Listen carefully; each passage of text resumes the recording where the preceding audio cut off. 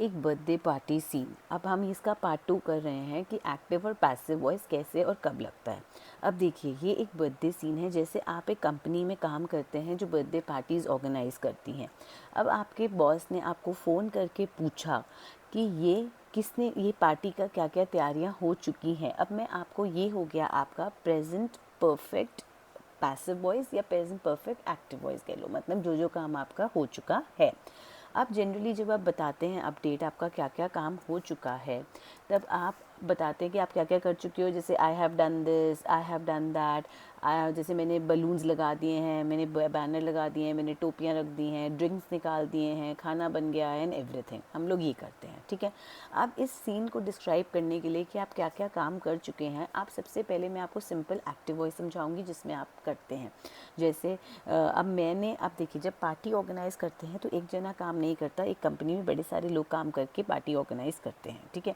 तो अब आप ये बोलेंगे कि अपने बॉस को क्या आप ये रिपोर्टिंग देंगे कि किसी ने केक लगा दिया है टेबल पर, या जो उस बंदे का नाम होगा। बॉस को क्या इससे मतलब है? अगर बॉस की आपकी टीम है 50 लोगों की, तो क्या 50 के नाम इसके ऊपर लिखेंगे कि आपका कर्ता कौन है, किसने क्या क्या काम किया है?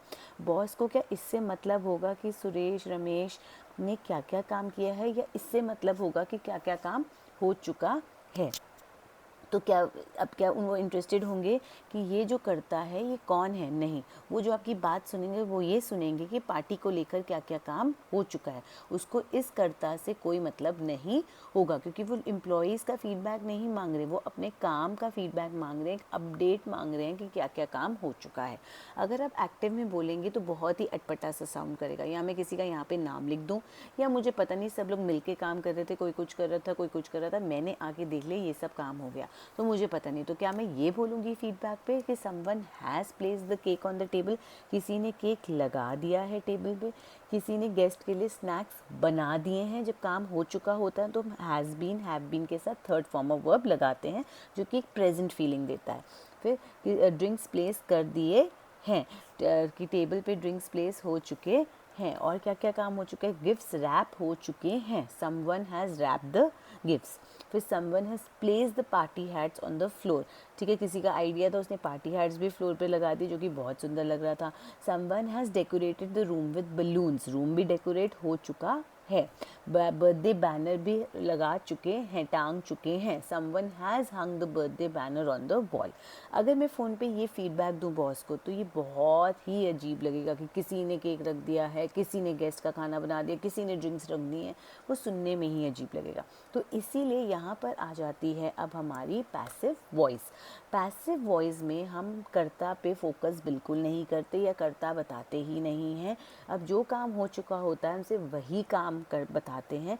जैसे बलून्स लग चुके हैं, अब किसने लगाए, उस बंदे का नाम क्या था, हमें कोई मतलब नहीं। बर्थडे पैनल लग चुका है, फ्लोर पे हमने हैट्स रख दी हैं, ड्रिंक्स निकाल दी हैं, गिफ्ट्स रैप कर दी हैं। अगर आप ये देखो तो मैं सिर्फ काम पर फोकस कर रही हूँ कि मेरे काम में क्या क्या हो चुका है। केक रख चुका है, the cake has been placed on the table, किसने रखा मुझे अपना डूअर नहीं पता, मैं सिर्फ ये बता रही हूँ कि मैंने किस ऑब्जेक्ट पे काम किया, किन किन चीज़ों पे काम किया। केक पे रखा तो केक हैज़ बीन, तो यहाँ पर हम यूज़ करेंगे हैज़ बीन पैसिव में कन्वर्ट करने के लिए कि ये काम हो चुका है। The cake has been placed on the table मतलब रख चुके हैं, ठीक है। स्नैक्स बन चुके हैं, the snacks have been prepared for the guest. Drinks लगा दिए हैं टेबल पे, the drinks have been set out. Gifts wrap हो चुके हैं, the gifts have been wrapped.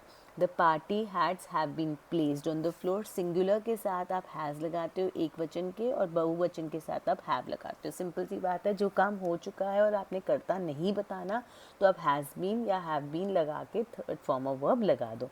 Party hats लगा चुके हैं, party hats have been placed on the floor.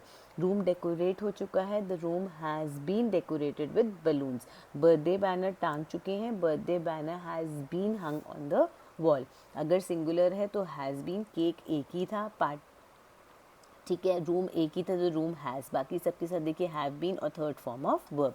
तो इससे अगर आप ये देखिए तो पैसिव वॉइस में हमें कर्ता की ज़रूरत भी नहीं पड़ी। और अगर हम बॉस को फीडबैक दें फ़ोन पे तो हिंदी में भी तो हम यही फीडबैक देंगे, सर केक लग चुका है टेबल पे, खाना बन चुका है, ड्रिंक्स निकल चुके हैं, गिफ्ट्स रैप हो चुके हैं, पार्टी हैट्स रख दी हैं, तो हम यही बोलते, हम कर्ता का नाम नहीं बोलते। तो यहाँ पर इसीलिए पैसिव वॉइस इंग्लिश में इक्वली इम्पॉर्टेंट है। ठीक है, आई होप आपको ये कॉन्सेप्ट समझ आ गया हो। कोई और ग्रामर टॉपिक आप करना चाहते हैं तो प्लीज़ कमेंट बॉक्स में लिखिए, और वीडियो पसंद आई हो तो लाइक, सब्सक्राइब एंड शेयर ज़रूर करिए। Thank you.